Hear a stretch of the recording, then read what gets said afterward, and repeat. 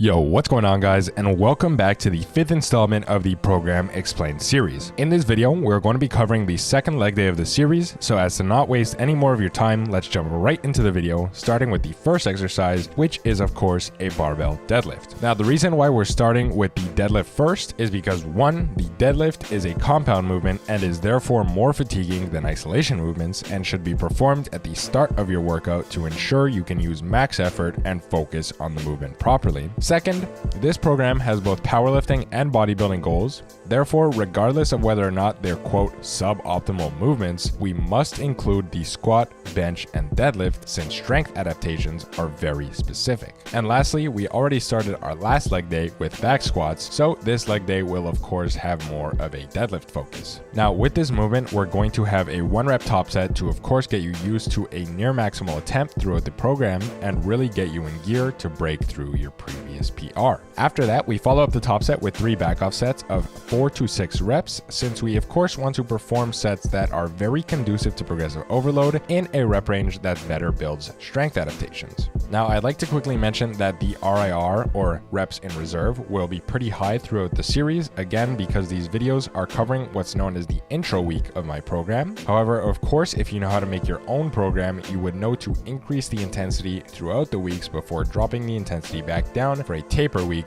before max testing. Or you can just buy my program on my website, link in the description. So with that out of the way, let's cover the deadlift cues. So firstly, when it comes to deadlifting, you're going to want to get in a comfortable stance width. Whether it's conventional or sumo, doesn't really matter, so long as it's the stance width that you will stick to and use in competition. Second, you're going to want to grab the bar tight or use wraps to ensure that the bar doesn't slip from your grip throughout the movement. Third, you're going to want to get in a position where your spine is relatively straight with your chest up. Fourth, before initiating the lift, you should think of bending the bar towards you or think of locking your arms in tight towards your torso by pulling them in with your lats. Personally, I use a thumbless grip for this cue and recommend you try it out as well, given that it really seems to help myself and my clients with feeling a tight lock at the lats. Fifth, you'll want to create intra-abdominal pressure by bracing your core and breathing in towards your belly, creating and feeling a strong, stable pressure before initiating the lift. Sixth, when doing the lift itself,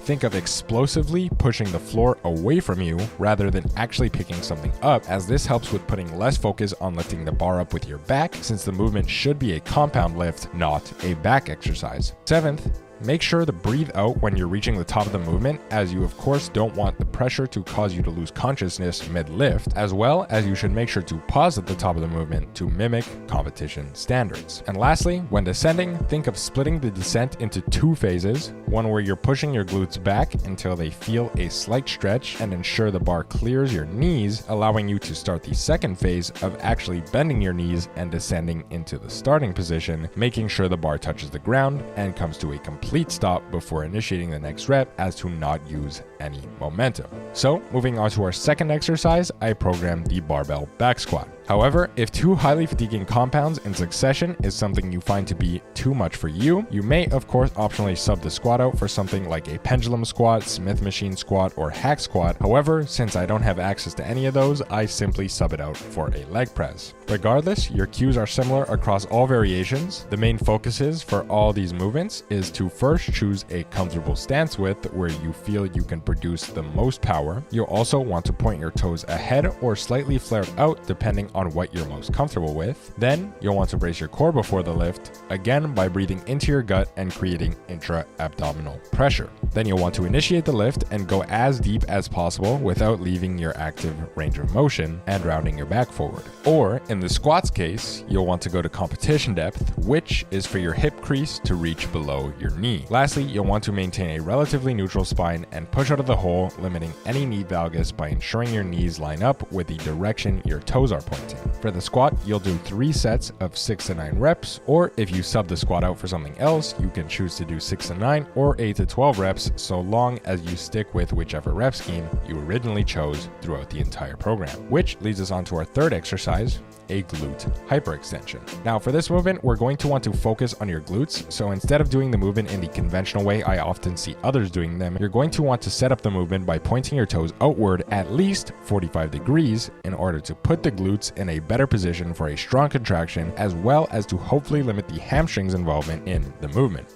Next, when performing the movement, you'll want to actively round your spine and bring the weight up solely by contracting at the glutes in order to limit any spinal loading and fully focus only on the glutes. And for this movement, you'll want to perform 3 sets of 8 to 12 reps. Now onto our fourth exercise, we have a standing cable hip abduction. This exercise is pretty self-explanatory. You set the cable low and abduct your leg out towards your side. However, for this exercise, I'd play around with the cable height and line of pull to see whichever feels best for you, and I'd also recommend that between each rep you bring your working leg back across your midline to get a deep glute stretch in the relaxed position. For this type of exercise, you generally want to perform higher rep sets in the 8 to 12 plus rep range. However, all rep ranges should be fine. It just depends on what you feel works your glutes best, which most people seem to find is in the higher rep range, which is why I program 3 sets of 8 to 12. Now, onto our fifth exercise, which is pretty much any straight leg calf raise. Now, the cues for this movement are very important, as I often see trainees doing them wrong and wondering why their calves don't grow. Now, admittedly, the look of your calves when fully developed is very strongly dependent on their insertions and your tibia length. However, you might as well try to at least develop them properly before giving up. So the cues for this movement are to ensure you have a deep stretch on the calves when in the lengthened position, then explosively contract and think of actively pushing your toes back for a potentially stronger contraction,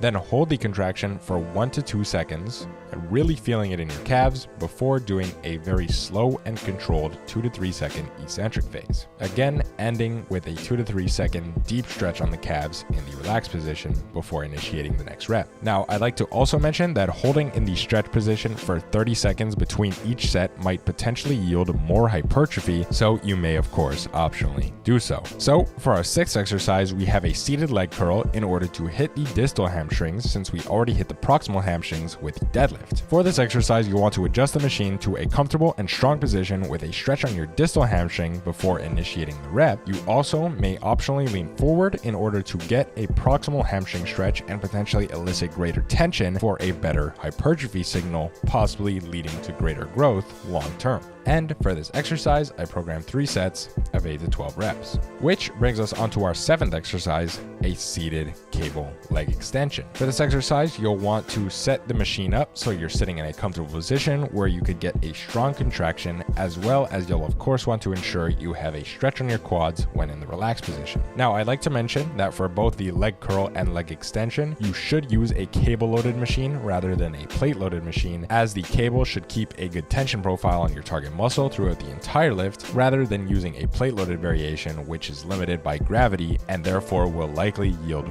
worse hypertrophy. And as for the rep scheme, it's the same old 3 sets of 8 to 12 reps, which brings us onto our next exercise, a seated machine hip abduction. And as usual for all machine exercises, it's pretty self-explanatory. You of course get into a comfortable position where you can get a full range of motion and really feel your muscle throughout the entire exercise. The rep scheme for this exercise is 3 sets of 8 to 12. Which brings us on to our ninth exercise, a seated calf raise. Now, these calf raises will have the exact same cues as the straight leg calf raise previously mentioned in the video, so there's no real reason to spend any more time restating them, which of course leads us on to our last exercise, a hanging leg raise. Now, when performing ab exercises, you'll want to actively think of rounding your back in order to get a full ab contraction with each rep, and between each rep, you'll of course want to come to a full stop and limit any momentum before initiating the next rep. And with that, I'd like to thank you all so much for making it this far into the video. If you liked the video, don't forget to leave a like, comment if you have any questions or feedback, and subscribe if you'd like to see more informational content like this. Also, if you found the information in this video useful and know someone else who might also find it useful, don't forget to share the video, as this will greatly help the growth of my channel. I hope you guys have a wonderful rest of your day, and I'll be seeing you guys in the next video. Peace.